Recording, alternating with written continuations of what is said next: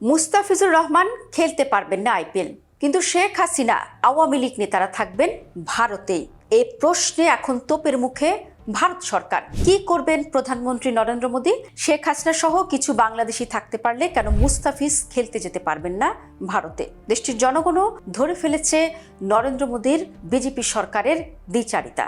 এ নিয়ে তারা নিশানা করতে শুরু করেছেন মোদীকে। 2024 সালের 5 আগস্টের পর থেকে বাংলাদেশের রাজনীতিতে যে উত্তাপ ছড়াচ্ছে তার আঁচ লাগছে দিল্লিতেও। বিশেষ করে ক্ষমতাচ্যুত প্রধানমন্ত্রী শেখ হাসিনার সেখানে অবস্থান নিয়ে মোদী সরকারকে বেশ বেগ পেতে হচ্ছে।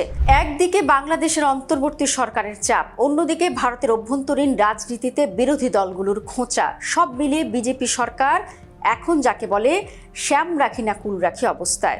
ভারতের হায়দ্রাবাদের প্রভাবশালী নেতা আসাদুদ্দিন ওয়াইসি ইদানিং বেশ কড়া কথা শোনাচ্ছেন। তিনি একটা মজার কিন্তু তীক্ষ্ণ লজিক দাঁড় করিয়েছেন। মুস্তাফিজুর রহমানকে আইপিএল থেকে ফেরত পাঠানো বা বাদ দেওয়ার প্রসঙ্গের সাথে তুলনা করে তিনি মোদী সরকারকে খোঁচা দিয়ে বলেছেন, ক্রিকেটারদের ক্ষেত্রে নিয়ম কাজ করলে একজন বিতর্কিত নেত্রীর ক্ষেত্রে কেন নয়? তার মতে শেখ হাসিনাকে আশ্রয় দিয়ে ভারত আসলে নিজের দেশের ভেতর সাম্প্রদায়িক ও রাজনৈতিক অস্থিরতার ঝুঁকি বাড়াচ্ছে। এর আগেও কথিত অবৈধ বাংলাদেশিদের ফেরত পাঠানোর প্রসঙ্গ তুলে সরব হন ওয়াইসি। ভারত সরকার প্রায় বলে থাকে যে তারা অবৈধ বাংলাদেশিদের দেশ থেকে বের করে দেবে। এমনকি অনেক সময় সাধারণ বাংলাভাষী পরিযায়ী শ্রমিকদেরও ধরপাকড় করা হয়। ওয়াইসির প্রশ্ন, যদি সাধারণ বাংলাদেশিদের ক্ষেত্রে আইন এত করা হয় তবে শেখ হাসিনার ক্ষেত্রে কেন আলাদা?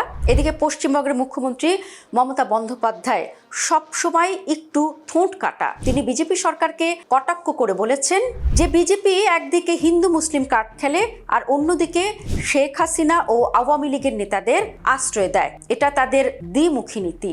মমতা বোঝাতে চাইছেন শেখ হাসিনাকে ভারতে রাখাটা পশ্চিমবঙ্গের নিরাপত্তার জন্য বা রাজনৈতিক স্থিতিশীলতার জন্য হয়তো সুখকর নয়। বিশেষ করে সীমান্তে যখন উত্তেজনা চলে তখন এই ধরনের রাজনৈতিক আশ্রয় পরিস্থিতি আরও জটিল করে তোলে। ভারতে এখন শেখ হাসিনাকে ফেরত পাঠানোর দাবিটা একটি বড় রাজনৈতিক অস্ত্র হিসেবে দেখা দিয়েছে। কংগ্রেস থেকে শুরু করে বিভিন্ন আঞ্চলিক দল মোদীকে চেপে ধরছে। তাদের যুক্তি হলো, হাসিনাকে আশ্রয় দেওয়ার কারণে বাংলাদেশের সাধারণ মানুষের মনে ভারত বিদ্বেষ বাড়ছে। এর জেরে বাংলাদেশ সরকারের সাথে ভারতের সুসম্পর্ক তৈরি হওয়ার পথে হাসিনা ইস্যুটি একটি বড় দেয়াল হয়ে দাঁড়িয়েছে। বাংলাদেশের অন্তর্বর্তী সরকার এবং বিভিন্ন রাজনৈতিক দল বারবার শেখ হাসিনাকে ফেরত চাইছে। বিশেষ করে জুলাই আগস্টের আন্দোলনে মানবতা বিরোধী অপরাধের দায়ে দণ্ডপ্রাপ্ত হাসিনাকে ফেরত এনে রায় কার্যকরের দাবি উঠেছে। সম্প্রতি ভারতীয় আধিপত্যবাদ বিরোধী নেতা হাদি হত্যার মতো স্পর্শকাতর ঘটনা সাধারণ মানুষের মনে ক্ষোভ আরো বাড়িয়ে দিয়েছে। বাংলাদেশ সরকারের পক্ষ থেকে ভারতকে চিঠি দেওয়া হলেও ভারত এখনো পর্যন্ত সরাসরি কোনো উত্তর দেয়নি বা দিলেও তা বেশ কূটনৈতিকভাবে এড়িয়ে গেছে। এই নীরবতা বাংলাদেশের মানুষের কাছে ভারতের ভাবমূর্তি নষ্ট করছে, যা ভারতের পররাষ্ট্রনীতির জন্য মোটেও ভালো খবর নয়। নরেন্দ্র মোদী সরকার এখন 3 দিক থেকে চাপে আছে। শেখ হাসিনা ভারতের দীর্ঘদিনের পরীক্ষিত বন্ধু, তাকে এই বিপদের দিনে হুট করে বের করে দেওয়া বা বাংলাদেশের হাতে তুলে দেওয়াটা ভারতের জন্য বিশ্বাসঘাতকতার মতো দেখাবে। এতে করে দক্ষিণ এশিয়ার অন্য মিত্ররাও ভারতকে বিশ্বাস করতে ভয় পাবে। বাংলাদেশের বর্তমান অন্তর্বর্তী সরকার বা ফেব্রুয়ারি নির্বাচনের পর নতুন সরকারের সাথে সম্পর্ক স্বাভাবিক করতে হলে হাসিনার ব্যাপারে অবস্থান কি হবে তা ভাবনার বিষয়। কারণ হাসিনা ভারতে বসে থাকলে ঢাকার সাথে দিল্লির আস্থার জায়গাটা কখনোই ঠিক হবে না।